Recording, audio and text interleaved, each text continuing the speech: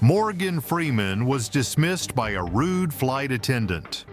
Her regret came too late.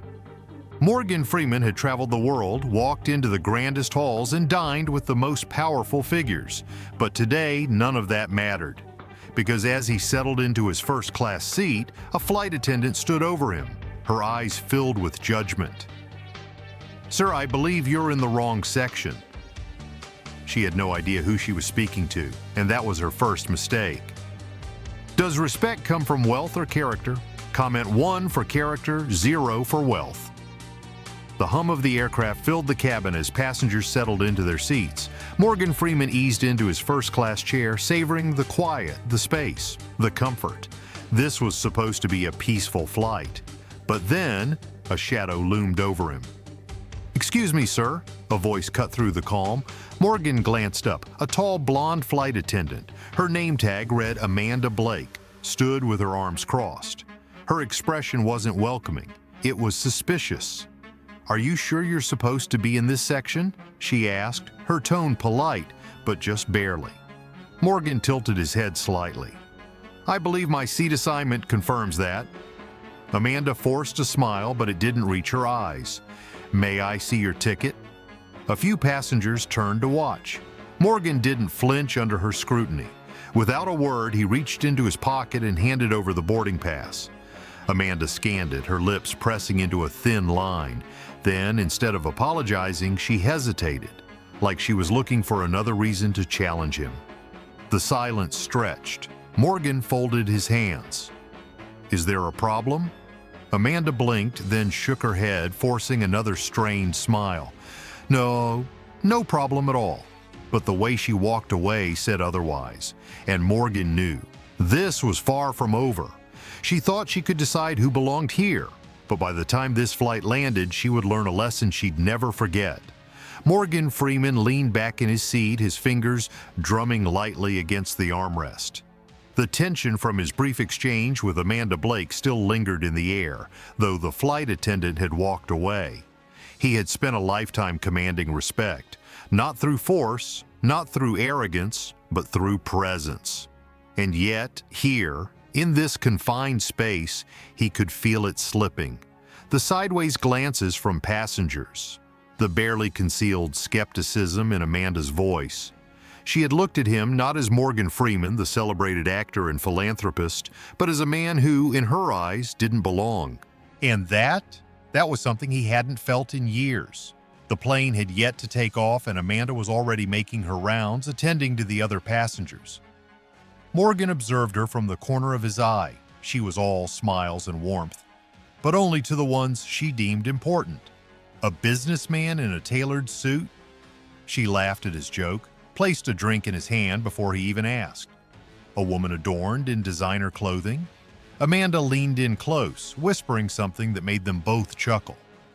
But when she passed Morgan's row, her smile faded. Her pace quickened. She hadn't even acknowledged him. Morgan sighed, glancing down at his hands. He had seen this before. This was power in its most subtle form, the ability to decide who mattered and who didn't. And Amanda Blake had already decided. He didn't. 15 minutes into the flight, the seatbelt sign dinged off and flight attendants began serving drinks. Morgan watched as Amanda moved through the aisle, stopping at each passenger with the same polished grace. When she finally reached his seat, he expected, at the very least, professionalism. Instead, she barely looked at him. "Would you like something to drink?" she asked, her tone clipped. Morgan raised an eyebrow. "What do you have?" Amanda sighed as if the question were an inconvenience. "Water, soda, wine, champagne." Morgan took a beat before answering. "Champagne, please." Amanda gave a curt nod, but when she returned, she set a plastic cup of water on his tray. Morgan frowned. "I believe I asked for champagne." Amanda's smile was tight. "Oh, I must have misheard. Let me see if we have any left." She turned, disappearing into the galley. Morgan didn't miss the look she exchanged with another flight attendant. A smirk, a knowing glance. Something about this wasn't just ignorance. It was intentional. And Morgan Freeman had never been a man to let things slide. 5 minutes passed. Then 10. Passengers around him were already sipping their champagne, their glasses filled to the brim, and yet his tray remained untouched. Morgan exhaled slowly. This wasn't about a drink. This was about something deeper. A silent message, a reminder that respect was being rationed out selectively. Amanda finally returned, holding a glass, but her expression was carefully controlled. "Sorry for the wait," she said, but there was no apology in her tone. She placed the champagne down, but unlike the others, his glass was only half full. Morgan stared at it for a long moment. Then he smiled. "Interesting," he murmured. Amanda frowned. "Excuse me?" Morgan picked up the glass, tilting it slightly. "You poured me half a drink, Amanda. Why's that?" Her lips parted slightly, and for the first time he saw it. The flicker of uncertainty. I must have been distracted," Morgan chuckled softly. "I see." Amanda straightened, quickly regaining her composure. "Is there anything else I can get you?" Morgan leaned back, watching her carefully. "Not at the moment, but I'll let you know if that changes." Amanda nodded, but as she walked away, her shoulders were tense. Because she knew. She had made her first misstep. And Morgan? Morgan had just let her know that he noticed. The next hour passed in relative silence. Amanda continued serving drinks, checking on other passengers, but she avoided Morgan's row entirely. It was subtle, but it was intentional. Morgan didn't need a confrontation, didn't need to demand respect, because he already knew something Amanda didn't. She thought she held power here, that she had the final say on who deserved dignity and who didn't. But respect wasn't something one could hoard like a commodity. It was something that revealed itself when you thought no one was watching. And by the end of this flight, Amanda Blake would learn that lesson the hard way. Morgan Freeman was patient, but patience didn't mean ignorance. And right now, as Amanda Blake continued to avoid his row, pretending he didn't exist, he was paying attention. Every glance she shared with the other flight attendants, every overly sweet interaction she had with other passengers, every moment she went out of her way to ensure he felt like he didn't belong. She thought she was in control. But control is only real if the other person lets you believe you have it. And Morgan? Morgan was done playing along. An hour into the flight, meal service began. Amanda moved through the cabin, her voice warm and polished as she asked each passenger for their selection. "Would you like the filet mignon or the salmon tonight, sir?" she asked the man seated one row ahead. "Filet, please," the man answered. "Excellent choice." Amanda beamed, setting down his plate with extra care. Morgan waited, watched, and then it was his turn. Amanda didn't smile this time, didn't bother with the same pleasantries. "We're out of filet," she said flatly. "You'll have to take the salmon." Morgan raised an eyebrow. "That's strange. You just served the filet to the gentleman in front of me." Amanda didn't blink. "That was our last one."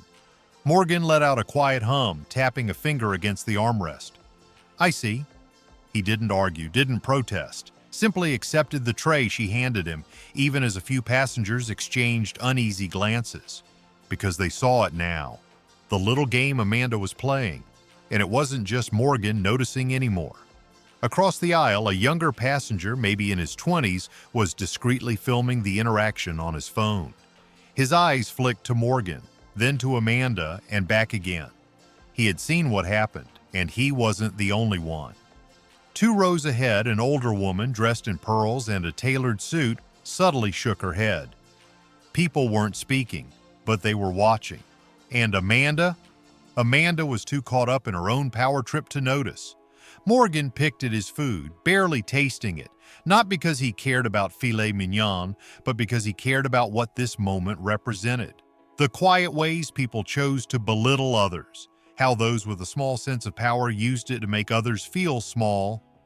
Amanda thought she had won, that she had successfully diminished him, but what she didn't understand was that Morgan Freeman had spent a lifetime reading people. And right now, Amanda was making a mistake she wouldn't be able to undo. Morgan set his fork down, then leaned back, observing. Amanda continued her rounds, her confidence unshaken. But something had changed. She had gone from in control to exposed. She didn't realize it yet. Didn't see the whispers forming around the cabin, didn't notice the way passengers had started looking at her differently. Not with admiration, but with doubt. And Morgan didn't need to say a word, because the damage was already done. 15 minutes later, a soft voice broke the silence. "Excuse me." Amanda turned, her usual polished expression in place. "Yes, ma'am." The older woman in pearls looked up, her tone polite but firm. "I couldn't help but notice that Mr. Freeman didn't receive the same service as the rest of us." Amanda's smile froze. I don't know what you mean." The woman tilted her head slightly. "Oh, I think you do." A murmur rippled through the cabin. Amanda's posture stiffened. She straightened, smoothing her uniform as if that could fix what was already falling apart. Morgan remained silent, watching. This wasn't his battle anymore. The people around him had picked up their own swords. And Amanda? Amanda was starting to realize she wasn't invincible. The young man with the phone leaned forward, clearing his throat.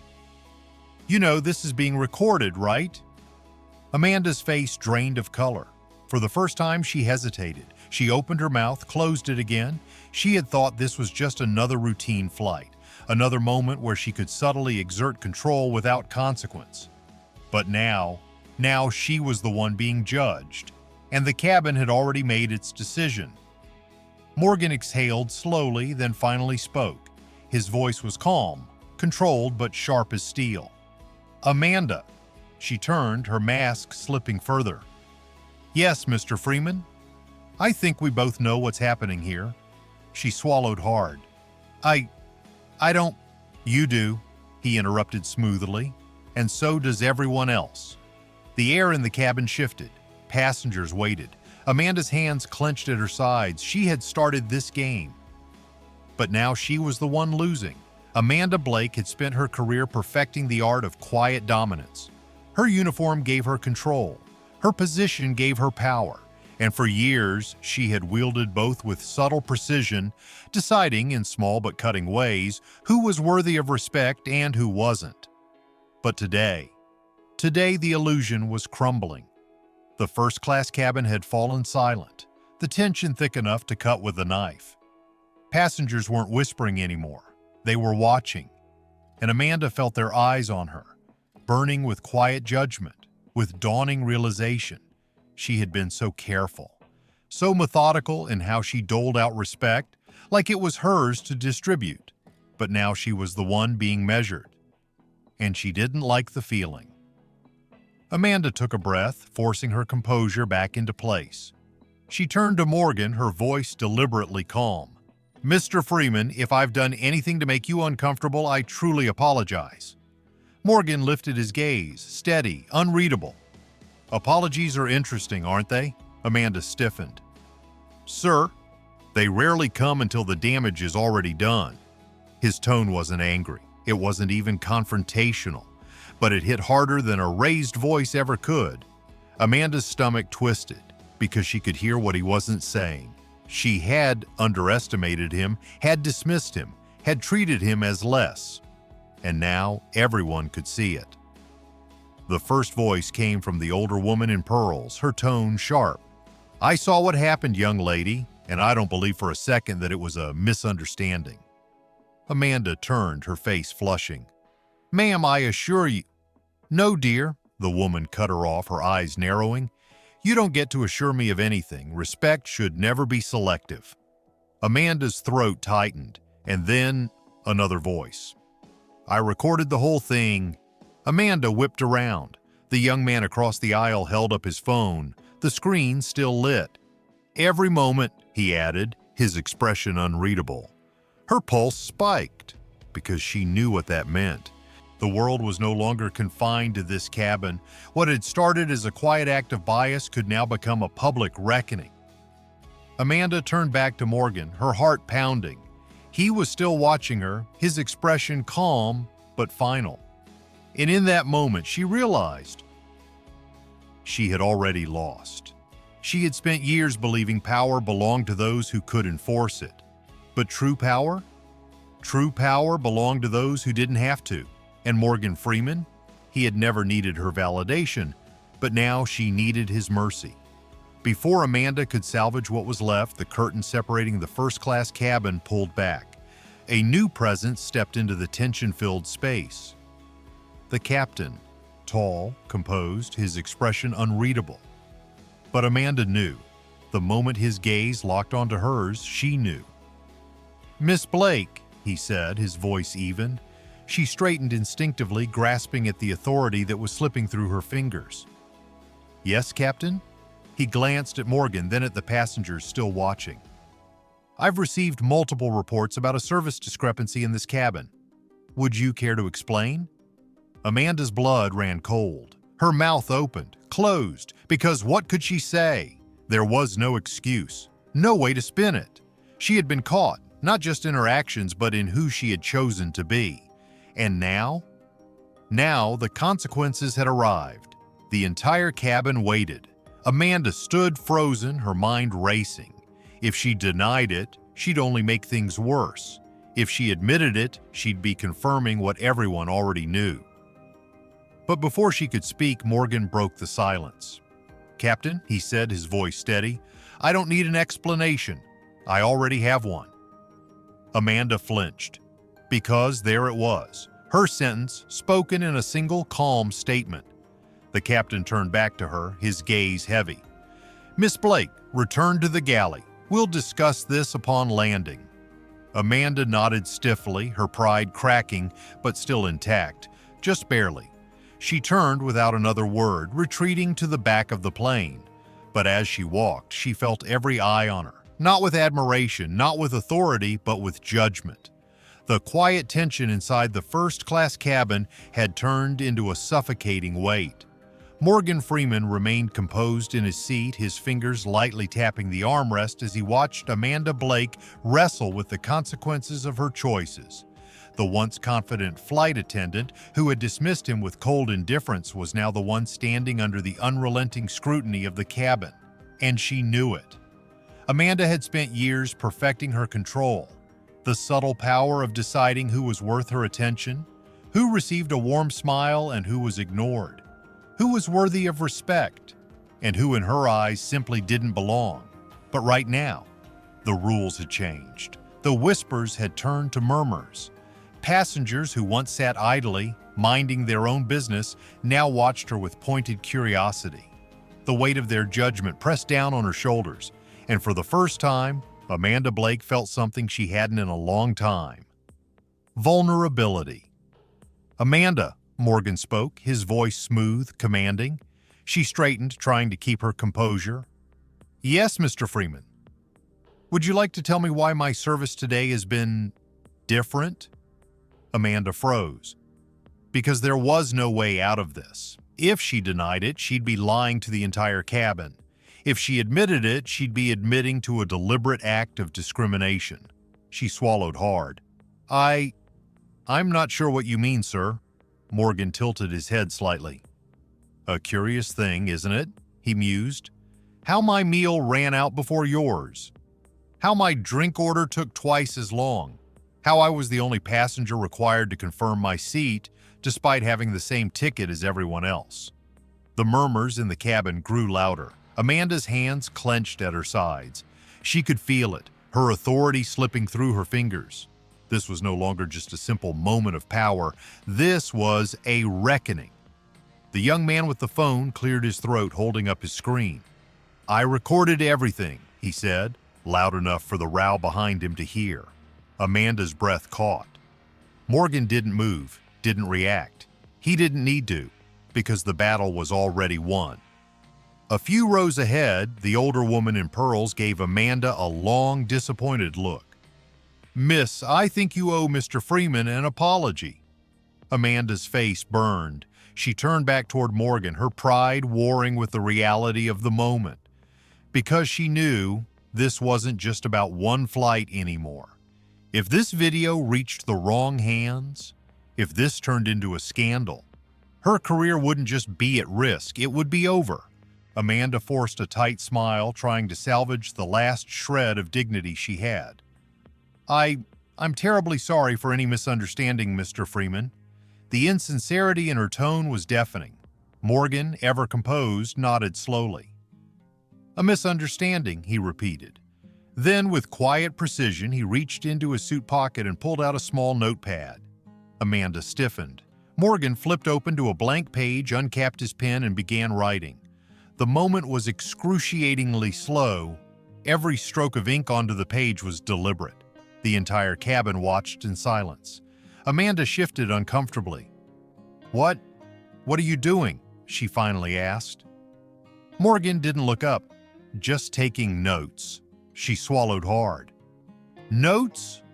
Morgan finally lifted his eyes, meeting hers with an expression so unreadable, so calmly devastating that it made her stomach drop. "I imagine the airline would be interested in a full account of today's experience," he said smoothly. The blood drained from Amanda's face. Passengers murmured again, some nodding in agreement, and suddenly the balance of power shifted entirely. Amanda had thought she was in control, that she dictated the rules of respect. But now she was at the mercy of a man who had already won. Amanda had played her game, but she had underestimated her opponent, and in a battle of dignity, Morgan Freeman had just delivered his final move. The plane had landed. Passengers stood, stretching, gathering their belongings, returning to their lives, their routines. But Amanda Blake? She sat still, staring at nothing, lost in the weight of her own actions. She had believed herself to be untouchable, had wielded her authority with careless arrogance, had dismissed a man, not because of who he was, but because of who she thought he was. And now she understood something she had never realized before. Morgan Freeman didn't need to raise his voice, didn't need to demand an apology. His silence had been punishment enough. Because the respect Amanda had tried to deny him, he had never needed her permission to have it, and now she was the one being judged. Passengers passed by her, giving her the same indifferent look she had once given him. No longer an authority, no longer in control, just another flight attendant who had lost the one thing she thought she controlled: respect. Morgan adjusted his coat, took one last glance at Amanda, and simply said, "I hope next time you remember, respect isn't something you decide who gets." Amanda swallowed hard, her throat tight. She had nothing to say, because for the first time she understood what it felt like to be invisible. Through this story, we realize that power isn't about rank, it's about character. Amanda had the authority, but she lost control the moment she chose bias over fairness, because respect isn't granted by uniforms or titles. It's earned through the way we treat people when we think no one is watching. Morgan Freeman never needed her approval. But Amanda? She needed to learn that in the end, our true legacy isn't in what we own, but in how we make others feel.